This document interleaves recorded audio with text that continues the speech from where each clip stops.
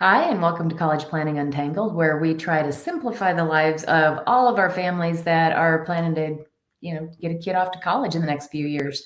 I'm Kristin Clark. I'm a career exploration coach for 16 to 26-year-olds, and I'm here with Bobby Hood. He's our SAT, ACT guru, helping kiddos figure out how to get these tests under their belt. Bobby, how are you doing?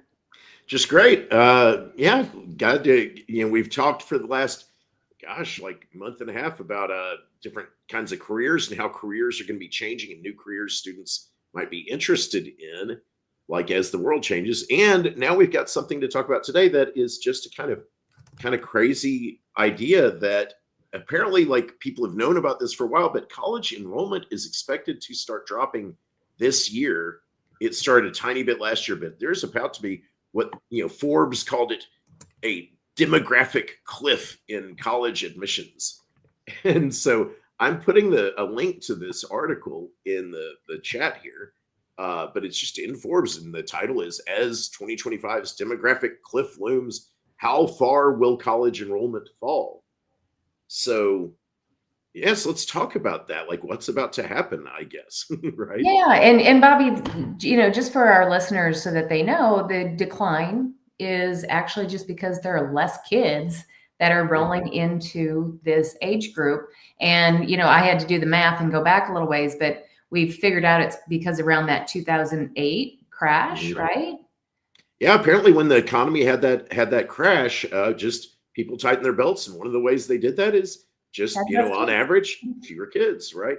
And so so now it is 18 years since then, or getting close to that, and so that's when you're going to start seeing this crash in the number of students, right? And so I guess they said the number of high school graduates will peak this year in 2 months, and then it will start going down, and it is going to be just a continuing decline in the number of high school graduates graduating over the next 20 years, they said.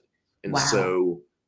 so that means fewer students applying to college, but also then there are other factors. Apparently, ever since COVID, college enrollment dropped a few percent because just fewer people, people chose to do other paths than college during COVID. And that hasn't sprung back. So that also is part of it, right?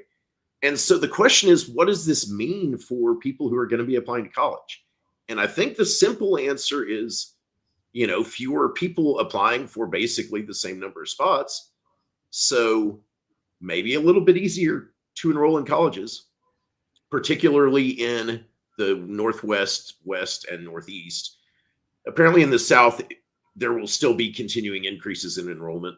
I don't know why. It's just It's because everybody wants to move here. It's exactly right. It's warm. Everybody likes living here. And so, if you're going to go somewhere, you're always going to be attracted to the colleges down here. Well, let's just talk through that for a second. So you got all your California people that we know are migrating towards the Arizonas and the Texas, right? Mm-hmm.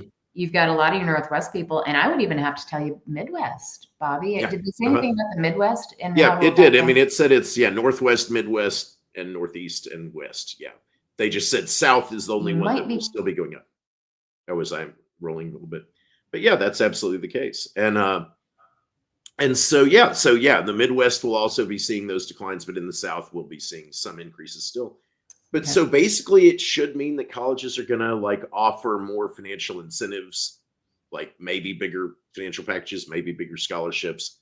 They'll probably try to recruit from different groups. They'll probably try to fill spaces by enrolling non-traditional, like, people who are like have worked for a few years, right? Trying to bring people back to college. That's basically it. So, we put that article in there. It's something interesting to look at. I think it's going to kind of net out because, if you've got less enrollment and you're having to give more financial packages, that means colleges are going to be making less money, and, they want to make lots of money. And so that probably is going to lead to some colleges, less successful colleges shutting down, which may mean, you may have less choices in the sort of, like easier to get in college range, because some of those might start disappearing. Who knows? But overall, I think it's just something to be aware of. Right. Right. Yeah. And I think that's all I have to say, really. It really is something surprising to me because no one really thinks about this stuff. Right. But then, you talk to people in the education sector and they're like, oh yeah, we've known this is coming for years. Okay. Right. Well, and I'll be honest, it wasn't on my radar, Bobby, but it made sense when it came up. When you brought it up last week, I was like, yeah, absolutely. I can see why that's happening. So yeah, again, it'll be interesting to see how it falls out.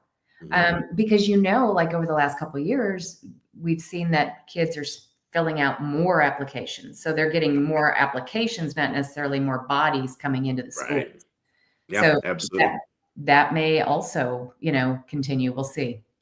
Absolutely. And so, yeah, so that's part of the thing. I mean, as far as I'm concerned, it's just more reason to make sure you know what you want to major in, what kind of college you want to go to, why you want to know what careers would be good for you, why you want to maximize your score on SAT and ACT so that you can get those financial aid officers that they're offering, right? And that's why students can always come and talk to us, work with you on career planning, work with me on getting the highest test score they can, and that's basically it. We're always happy to answer questions. All right, Bobby, we will see you next week. Absolutely. All right. Bye-bye. Bye.